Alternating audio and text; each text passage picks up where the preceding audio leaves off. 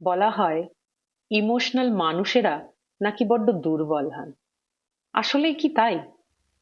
এই মেকি পৃথিবীতে যেখানে প্রতিটা মানুষ এখন মুখোশ পরে বেড়াচ্ছে, যেখানে প্রতিটা পদক্ষেপ দিতে গেলে সকলে হাজারবার ভেবে পদক্ষেপ দেন, সেই জায়গায় দাঁড়িয়ে একজন ইমোশনাল মানুষ কোনো কিছু না ভেবেই একজন মানুষের পাশে গিয়ে দাঁড়ান বা একজন মানুষকে ভালোবাসেন, পরিণতির কথা গ্রাহ্য না করেই।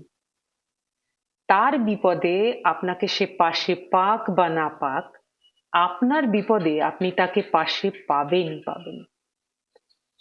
এই সরলতার কারণে বিভিন্ন সময়ে তার এই আবেগের কারণে তাকে আঘাতে জর্জরিত হয়ে যেতে হয়, কিন্তু সে কখনোই পরিণতির কথা চিন্তা করে পিছিয়ে যায় না। তাহলে আমার জানা নেই ইমোশনাল মানুষদের কেন মানুষ দুর্বল বলে। কারণ আর পাঁচটা মানুষের থেকে একজন ইমোশনাল মানুষ অনেক বেশি সহ্য করে তার জীবনে।